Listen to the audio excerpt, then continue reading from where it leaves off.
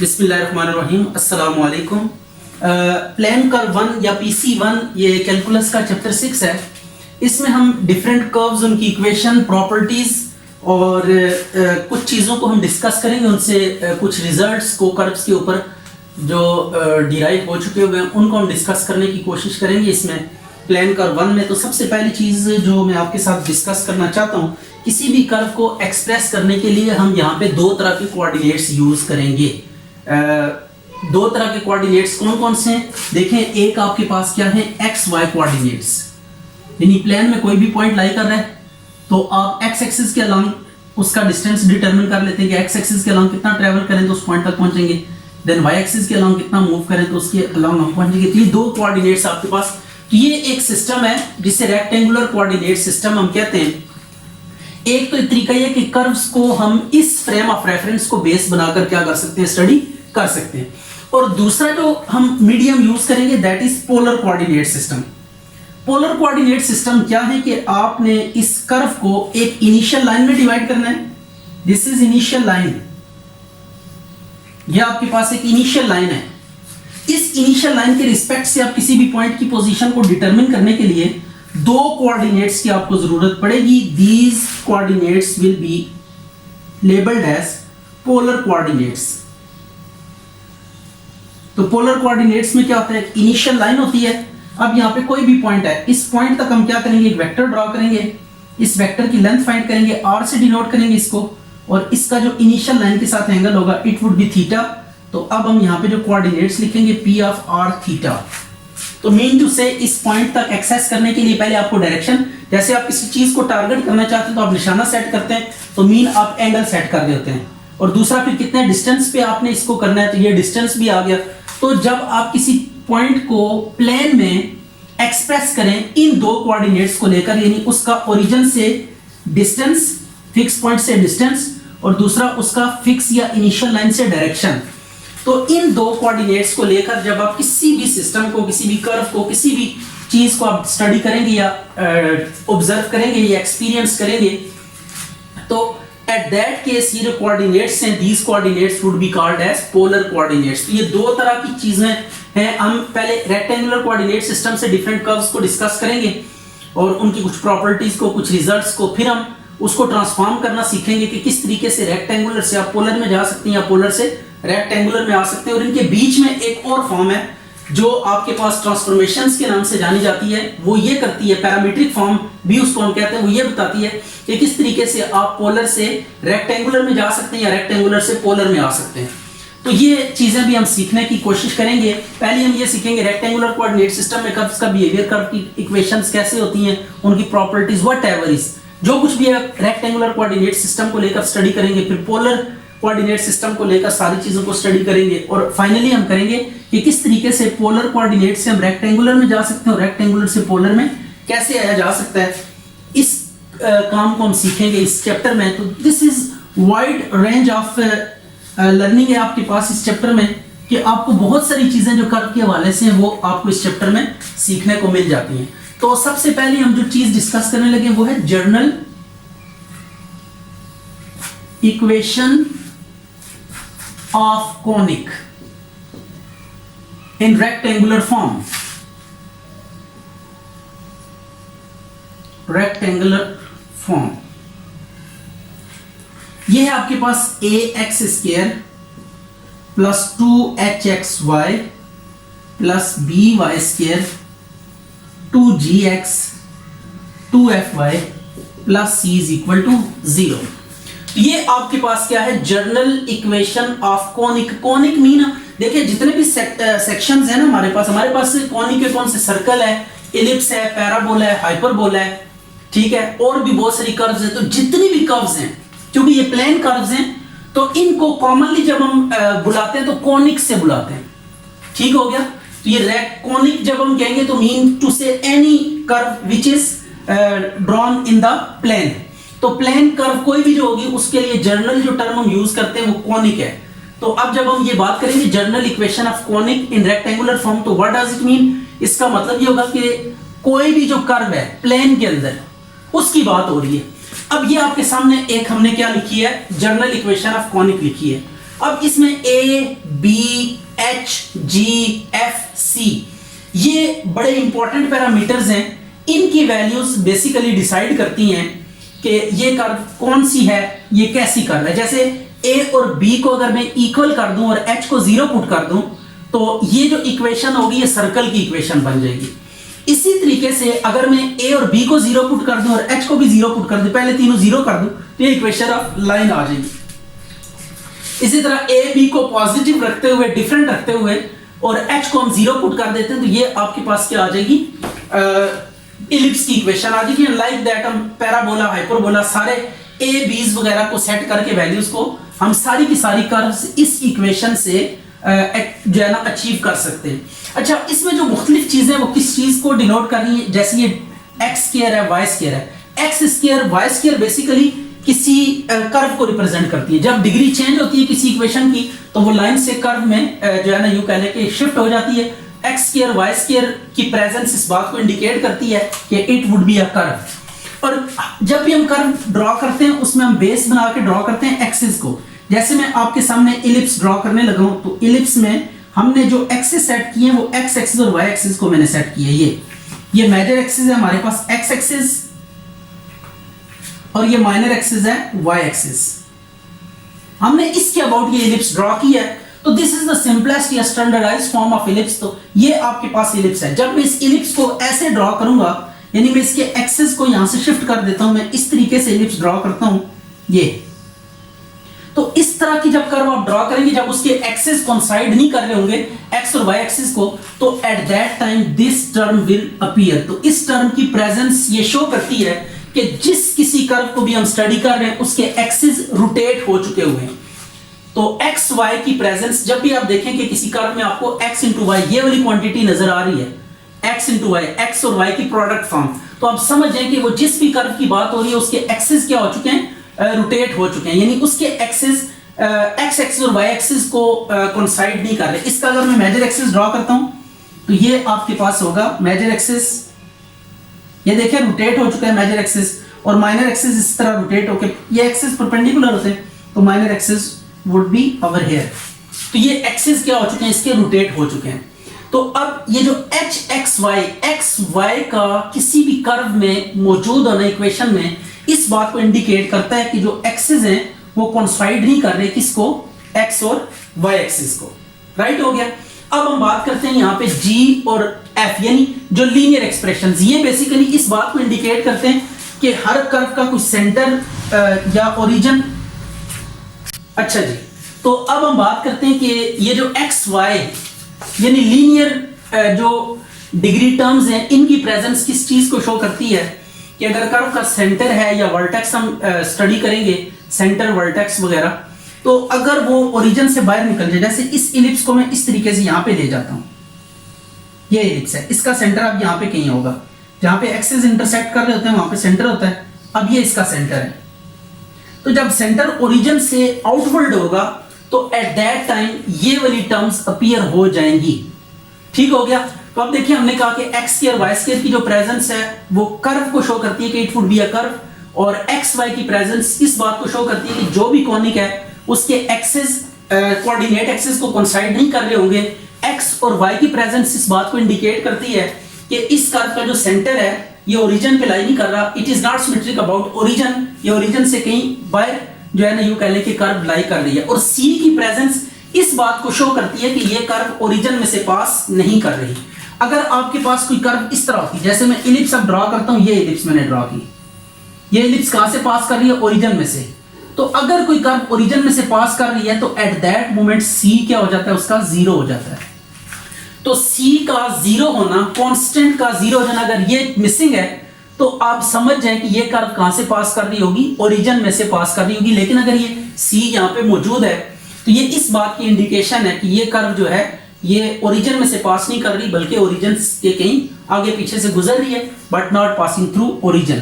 तो ये सारी की सारी चीजें वन बाय वन हमने डिस्कस कर ली कि ये किस तरीके से a b g f h c को हम सेट करके तो डिफरेंट कर्व्स अचीव कर सकते हैं। जनरल कॉनिक आपको दी हुई है, उसको देख के हम कैसे जस्टिफाई कर सकते हैं इन अ क्विक मैनर कि ये किस चीज को रिप्रेजेंट कर रही है। तो इसके लिए कुछ चीजें हैं, हम डिस्कस करते हैं। सबसे पहले conic would be a pair of straight lines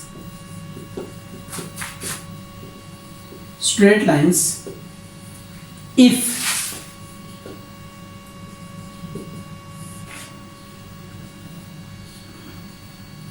HGF,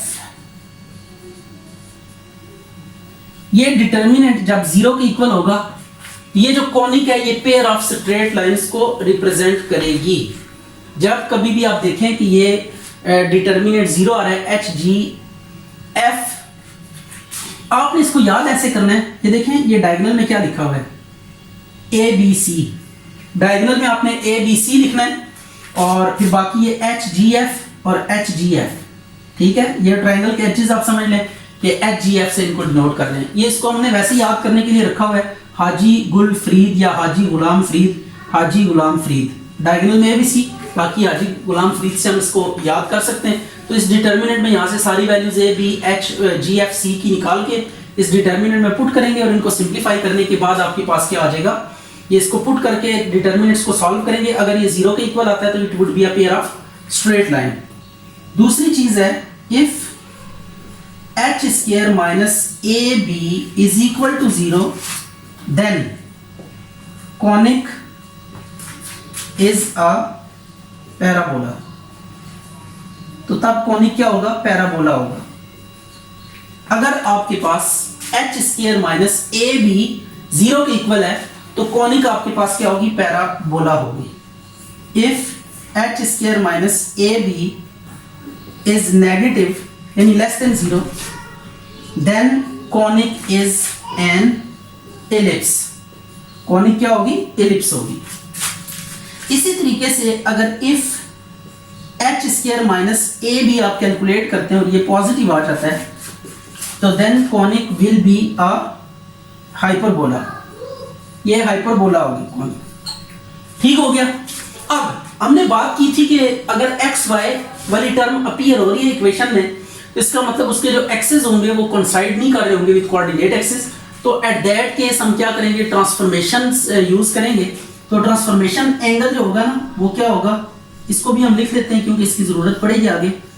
transformation angle theta tan to theta is equal to 2h over a minus b। तो ये आपने फार्मूला भी याद रखना फॉर ट्रांसफॉर्मेशंस कि जब एक्सिस कोइंसाइड नहीं कर रहे होंगे x और y एक्सिस को। देखें अगर यहाँ पे थीटा को 0 पुट कर दें तो ये h 0 हो जाएगा। h 0 होने का मतलब ये है कि ये क्वांटिटी बीच में से खत्म हो जाएगी। जब ये खत्म होगी तो फिर जो एक्सिस है वो कोऑर्डिनेट एक्सिस को क्या कर देंगे, कोइंसाइड कर देंगे। तो ट्रांसफॉर्मेशन इक्वेशंस जो हमारे पास होंगी यहाँ पे यूज करेंगे ट्रांसफॉर्मेशन इक्वेशंस कि हमने एक्स कोऑर्डिनेट सिस्टम से उस सिस्टम में लेकर जाना है जिसमें एक्सिस कोइंसाइड कर दें गिवन कॉनिक एक्सिस को। तो उसकी जो इक्वेशंस है वो ये हमारे पास x cos theta minus y sin theta और y is equal to x sin theta plus y cos theta. अच्छा जी, अब ये आपके पास एक जनरल कॉनिक की फॉर्म दी हुई है। आपने प्रूव करना है कि ये पेयर ऑफ स्ट्रेट लाइंस को रिप्रेजेंट कर रही है और फिर उन लाइंस को आपने आइसोलेट भी करना है। तो अब मैंने आपको लास्ट जो है ना बता चुका हूँ कि जनरलाइज्ड फॉर्म ऑफ जो कॉनिक होती है उसके साथ इसको कंपेयर करेंगे। कंपेयरिंग विद, इसको आप कंपेयर करें किसके साथ, ये जनरल इक्वेशन ऑफ कॉनिक है ax square plus 2hxy plus by square plus 2gx plus 2fy plus c is equal to 0। अब ये कंपेयर करें, x स्क्वायर नहीं है यहाँ पे तो a क्या होगा, यहाँ पे 0 होगा। 2h xy है, ये भी xy है तो 2h 10 के इक्वल होगा। y स्क्वायर नहीं है तो b 0 होगा। जो यहाँ पे x या y में से मिसिंग है उसका कोफिशिएंट 0 होगा। x है यहाँ पे तो x इधर 2g है, वहां पे x के साथ क्या है 8 आ रहा है। 2f यहाँ पे y के साथ 2f है, इधर y के साथ माइनस 15 है और c कांस्टेंट इज 12। तो अब यहाँ से h की वैल्यू आपके पास आ जाएगी 5, g की वैल्यू आ जाएगी 4 और f की वैल्यू -15/2। अब आपको मैंने बताया कि पेयर ऑफ स्ट्रेट लाइंस के लिए हम क्या करते हैं, for pair of straight lines, pair of straight lines के लिए क्या होगा, पेयर ऑफ स्ट्रेट लाइंस के लिए ये आपने डिटर्मिनेंट को 0 के इक्वल प्रूव करना है। ये मैंने आपको बताया डायगोनल में ABC लिखना है और ये हाजी गुलफरीद। अब इसमें वैल्यूज पुट करें और वैल्यूज पुट करने के बाद आप देखेंगे कि क्या रिजल्ट आएगा। A की वैल्यू 0, B की 0, C की -12, H की वैल्यू कितनी है हमारे पास 5, G की वैल्यू 4 और F की वैल्यू -15/2 और ये -15/2। तो आप इस डिटर्मिनेंट को स्ट्रेट अवे क्या करें, एक्सपेंड करें। तो जब डिटर्मिनेंट को एक्सपेंड करेंगे तो आपके पास 0 आंसर आना चाहिए, क्योंकि शो करना है। तो शो दैट में ये कंडीशन ये -60 आ गया और ये आ गया 30 +30 +4 इंटू -75/2 -0। तो ये -150 और +150 आएगा, 150 -150 कटिंग होके ये 0 आ रहा है। तो this implies given represent a pair of straight line। ठीक हो गया, ये given represents a pair of straight lines. तो ये स्ट्रेट लाइन को रिप्रेजेंट करती है। ये अब आप एक काम आप कर चुके हैं, अब दूसरा काम भी आपने करना है। दूसरा काम ये है कि आपने लाइंस को अलग अलग करना है। ये जो दो लाइंस हैं इनको कैसे आइसोलेट किया जा सकता है। तो यहाँ पे क्वाइट इजी है इसको आइसोलेट करना, क्योंकि आप देखें कि ये स्ट्रेट में हम पहले दो में से दूसरे दो में से कॉमन लेंगे तो रिजल्ट तक अप्रोच कर देंगे। तो ये पहले दो में देखिए क्या चीज कॉमन आ रही है, 2x कॉमन लें तो आ जाएगा 5y + 4 और यहाँ पे 3 कॉमन लें तो 5y + 4 = 0। तो ये 5y + 4 × 2x - 3 = 0। ये आ गया 5y + 4 = 0 और 2x - 3 = 0। It is required. ये हमने लाइंस को बस अलग अलग करके छोड़ देना है। तो ये एक क्वेश्चन हमने किया जिसमें देखें आपने बड़ा सिंपल वे से चेक किया पहले कि पेयर ऑफ स्ट्रेट लाइन को रिप्रेजेंट कर रहा है कि नहीं कर रहा। तो हमने वो डिटर्मिनेंट वाली फॉर्म लिखी, उसमें वैल्यू सब्स्टिट्यूट करके 0 के इक्वल लेकर आए पेयर ऑफ स्ट्रेट लाइन। फिर हमने कॉमन लेके ये एक लाइन अलग कर दी, दूसरी लाइन अलग कर दी। ये 2 लाइंस थी तो ये अलग अलग होगी। ये हमारे पास रिजल्ट कंप्लीट हो गया। तो यही काम करना था इसमें, एक तो शो करना था कि पेयर ऑफ स्ट्रेट लाइन को रिप्रेजेंट कर रहे हैं और सेकेंडली हमने लाइंस को आइसोलेट भी करना था। 2x² - 8y -xy + 5x - 2y + 2 = 0। इसमें भी हमने शो करना है कि ये पेयर ऑफ स्ट्रेट लाइन को रिप्रेजेंट कर रहा है, नंबर 1। और दूसरा हमने ये करना है कि लाइंस को अलग अलग भी करना है। तो वही काम करेंगे, comparing with general equation of conic के साथ इसको कंपेयर करेंगे। 2hxy + by² 2gx + 2fy + c = 0। तो a कितना है यहाँ पे चेक करते हैं हम लोग। a आपके पास है 2h - 1 और b है आपके पास 0, 2g ये 5 के इक्वल है और 2f - 2 है और c भी 2 के इक्वल है। अब यहाँ से h की वैल्यू आप निकालें -1/2, g की वैल्यू 5/2 और f की वैल्यू -1। तो अब for pair of straight lines, pair of straight lines के लिए क्या करेंगे, वही डिटर्मिनेंट यूज करेंगे और इसको 0 के इक्वल लेकर आएंगे। a b c h g f। तो डिटर्मिनेंट में वैल्यूज प्लेस करें। a 0, c की वैल्यू 2, h की वैल्यू -1/2, a की वैल्यू हमने 2 पुट करनी थी -1/2, g की वैल्यू 5/2, ये भी 5/2 आ गया और देन f की वैल्यू -1। आप इसका डिटर्मिनेंट ओपन करें, it must be equal to 0। ये डिटर्मिनेंट 0 के इक्वल आ गया तो this implies conic represent a pair of straight lines के पेयर को ये रिप्रेजेंट करती है जी कॉनिक। अब ये आ गया। अब हमने लाइंस को अलग अलग भी करने हैं, लाइंस को आइसोलेट। अब ये पिछले वाले क्वेश्चन में तो स्ट्रेट अवे कॉमन आके हमने खत्म कर दिया था, लेकिन इस क्वेश्चन में अब कॉमन नहीं लिया जा सकता क्योंकि यहाँ पे इवन नंबर ऑफ टर्म्स नहीं है, बल्कि आपके पास टर्म्स की तादाद ऑड है और इसमें कॉमन लेना इज क्वाइट डिफिकल्ट जॉब। तो अब यहाँ पे हम क्या करेंगे, जब ऐसी कोई इक्वेशन आ जाए जिसमें एक्स स्क्वायर हो या वाई स्क्वायर हो या दोनों आ जाए, उनको हम क्वाड्रेटिक बना लिया करेंगे। अब इसमें एक्स स्क्वायर आ रहा है ना, इसको हम एज्यूम करेंगे कि ये एक्स में क्वाड्रेटिक, और क्वाड्रेटिक फार्मूला लगा के हम क्वेश्चन कंप्लीट करेंगे। अगर यहाँ पे वाई स्क्वायर आ रहा होता तो इसे वाई में क्वाड्रेटिक करके फार्मूला लगाते, क्वाड्रेटिक फार्मूला। अगर दोनों आ रहे होते फिर आपके पास ओपन ऑप्शन थी कि आप जिस मर्जी को जो है ना मैं क्वाड्रेटिक रख के तो आप ये कंप्लीट करते हैं। अब यहाँ से x कॉमन ले लेते हैं, ये 5 माइनस वाई इंटू एक्स, और ये आ गया minus 2y plus 2 is equal to 0। Right हो गया। तो ये देखें x इन दोनों में से कॉमन लिया, मैंने ऑर्डर भी चेंज कर दिया, 5 प्लस का था पहले लिख दिया, y माइनस का बाद में लिखा। तो अब ये क्या लिखेंगे, इट इज क्वाड्रेटिक इन, ये आपके पास 5 माइनस वाई है और c है 2 माइनस 2y, वो भी ऑर्डर चेंज कर दिए। अब क्वाड्रेटिक फार्मूला x में क्वाड्रेटिक है तो x is equal to minus b plus minus b square minus 4ac divided by 2a। तो अब वैल्यूज, अच्छा जी, तो ये अब b की वैल्यू आपने पुट करनी है 5 माइनस वाई का स्क्वायर माइनस 4a की वैल्यू 2 और c की value 2 minus 2y divided by 2a की वैल्यू 2। तो अब ये आ जाएगा y माइनस 5, इसको अंदर मल्टीप्लाई किया, यहाँ पे स्क्वायर ओपन करें, 25 plus Y square minus 10y, तो ये 8 2 ज़ा 16 प्लस 8 2 ज़ा 16y, ठीक हो गया, डिवाइडेड बाय 4। तो अब ये y minus 5 plus minus y square plus 6y plus 9, ये आप देखें स्क्वायर का फार्मूला बंद हो रहा है, तो ये आ जाएगा x is equal to y minus 5 plus minus y plus 3 का होल स्क्वायर डिवाइडेड बाय 4। ये x is equal to y minus 5 plus minus y plus 3 divided by 4। तो ये आप प्लस में और माइनस में करके अलग अलग दो लाइंस आप अलग कर लेंगे इसमें से।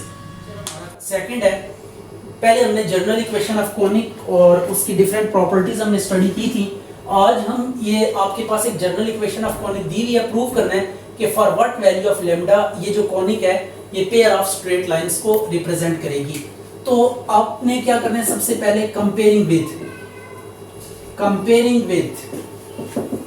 सबसे पहले हमने इसको कंपेयर करना है ax square plus 2hxy plus by square plus 2gx plus 2fy plus c is equal to 0। तो ये a आ जाएगा आपके पास लैम्डा के इक्वल, 2h आ गया minus 10, b 12, 2g 5, 2f minus 6 और c माइनस 3 के इक्वल है। अब 2 को डिवाइड कर देंगे, माइनस 5 आ जाएगा और g आ गया 5 बाय 2, f माइनस 8 और c is minus 3। as conic represent pair of straight lines, so a b c, हाजी गुलफरीद वाला फार्मूला आपने याद रखना, हाजी गुलफरीद, इधर भी हाजी गुलफरीद, ये डिटर्मिनेंट 0 के इक्वल होगा। जब भी ये conic pair of straight line को रिप्रेजेंट करेगी तो एट दैट केस ये जो डिटर्मिनेंट होगा डायगोनल में ABC HGF ये डिटर्मिनेंट 0 के इक्वल होगा। तो चूंकि उसने कहा हुआ है कि ये conic pair of straight line को रिप्रेजेंट करती है तो दैट इज व्हाई ये डिटर्मिनेंट किसके इक्वल होगा, 0 के इक्वल होगा। अब आपने करना कुछ नहीं है कि यहाँ पे वैल्यूज पुट करनी है।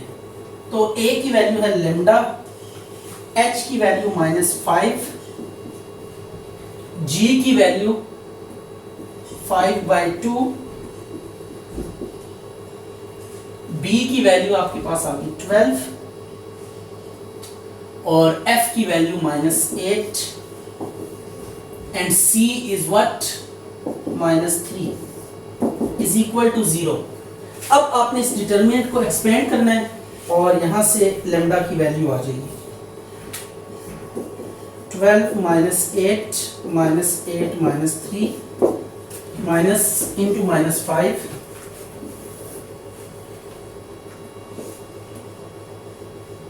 minus 5 5 by 2 minus 8 minus 3 plus 5 by 2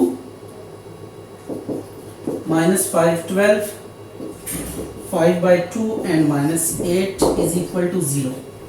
इसको सिंप्लीफाई करके हमने लेम्डा को आइसोलेट कर लेना है। तो ये आ गया -36 plus 64 minus 64 minus minus plus, ये आ गया प्लस 5 15 और 4 5 are 20 plus 5 by 2 40 minus 30 is equal to 0 minus 100 lambda plus 5 into 35 plus 5 by 2 into 10 is equal to 0 minus 100 plus 5 5s are 15 25 5 3s are 15 और 2 17 और ये आ जाएगा 25 is equal to 0। तो minus 100 lambda plus 200 is equal to 0। This implies lambda is equal to 2। ये lambda की value आ गई। आपके पास पेयर ऑफ स्ट्रेट लाइन है। इस पेयर ऑफ स्ट्रेट लाइन में हमने करना क्या है कि एंगल ऑफ इंटरसेक्शन फाइंड करना है। ये दो लाइंस होंगी जो कि एक दूसरे को इंटरसेक्ट कर रही होंगी, तो इनका जो एंगल ऑफ इंटरसेक्शन होगा ये हमने या ये एंगल हमने कैलकुलेट करना है। तो अब एंगल कैलकुलेट करने के लिए सबसे पहले हम इसको कंपेयर करेंगे, comparing with ax square 2hxy plus by square plus 2gx plus 2fy plus c is equal to 0। तो a की वैल्यू x स्क्वायर का कोफिशिएंट 1 और 2h की वैल्यू xy को छोड़ के बाकी h की value minus ten theta, b minus 1, बाकी g भी 0 होगा, f भी 0 होगा एंड c भी 0 होगा।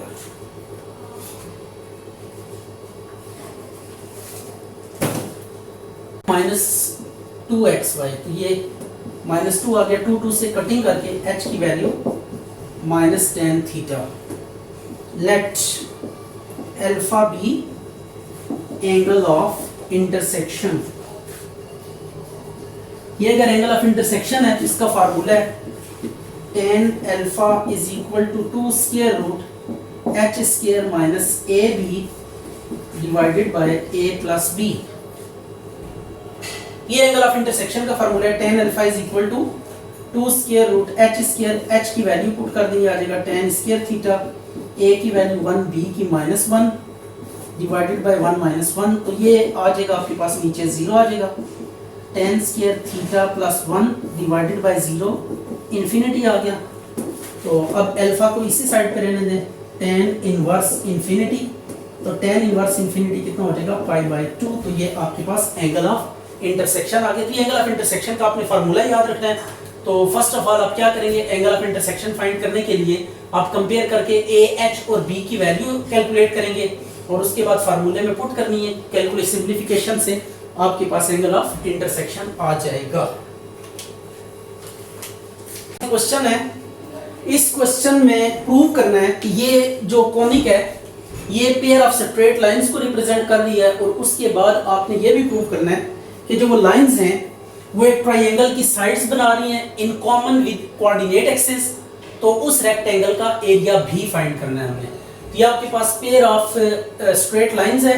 पहले प्रूव करने की पेयर ऑफ स्ट्रेट लाइन को ये कॉनिक रिप्रेजेंट कर रही है, फिर दोनों लाइंस को अलग अलग करेंगे और देखेंगे कि वो जो लाइंस हैं वो रेक्टेंगल की साइड्स फॉर्म कर रही हैं।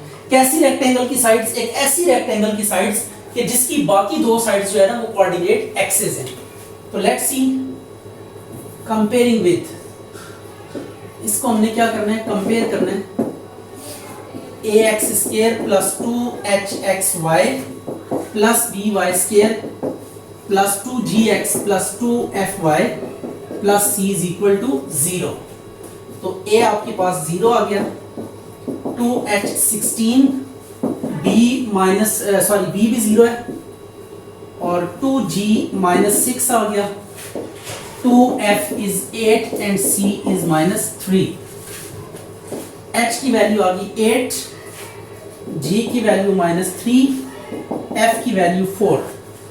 अब हमने क्या करना है, इसको pair of straight line prove करना है। तो for pair of straight lines, pair of straight lines के लिए हम क्या करेंगे, पेयर ऑफ स्ट्रेट लाइंस के लिए डिटर्मिनेंट लिखेंगे, ये ए बी सी डायगोनल में एच जी एफ और h g f is equal to, values put करें, ए की वैल्यू 0, बी की 0, सी की -3, एच की वैल्यू आपके पास है 8, जी की वैल्यू -3 और एफ की वैल्यू 4। ये आंसर आपके पास डेफिनेटली 0 आएगा जब इसे आप क्या करेंगे, डिटर्मिनेंट को एक्सपेंड करेंगे। अब हम क्या करेंगे, इन दोनों लाइंस को अलग अलग करेंगे और देखेंगे कि ये रेक्टेंगल की साइड्स फॉर्म करती है कि नहीं करती। तो आपने इसको अगेन लिखना है 16xy - 6x + 8y - 3 = 0। पहले दो में से क्या कॉमन आ रहा है, 2x कॉमन ले लें, यह आ जाएगा 8y - 3। अच्छा, इधर से अब 1 कॉमन आ रहा है, 8y - 3 = 0, यह आ जाएगा 8y - 3 × 2x + 1 = 0। 8y - 3 = 0, 2x + 1 = 0। तो y आ जाएगा 3/8 और x आ जाएगा -1/2। अब इसको हम प्लॉट करते हैं। तो प्लॉट कैसे करेंगे, ये देखिएगा जरा, ये x एक्सिस है और ये y एक्सिस है। y = 3/8, तो y पे 3/8 पॉजिटिव है, तो ऊपर वाली साइड पे 3/8 पे जाके एक हॉरिजॉन्टल लाइन ड्रॉ कर देनी। तो y = 3/8, ये हमने ड्रॉ कर दिया, y = 3/8 और x = -1/2, तो ये नेगेटिव साइड पे एक वर्टिकल लाइन ड्रॉ करनी है, ये आपके पास आ गई, x = -1/2। तो अब देखें, अगर हम x एक्सिस और y एक्सिस को भी साथ मिला लें तो आपके पास ये एक रेक्टेंगल बन रही है।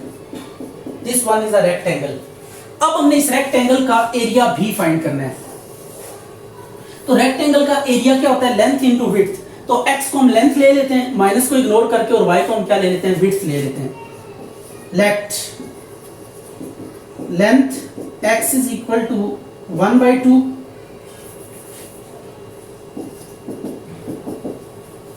and width y = 3/8। तो एरिया ऑफ रेक्टेंगल क्या होगा,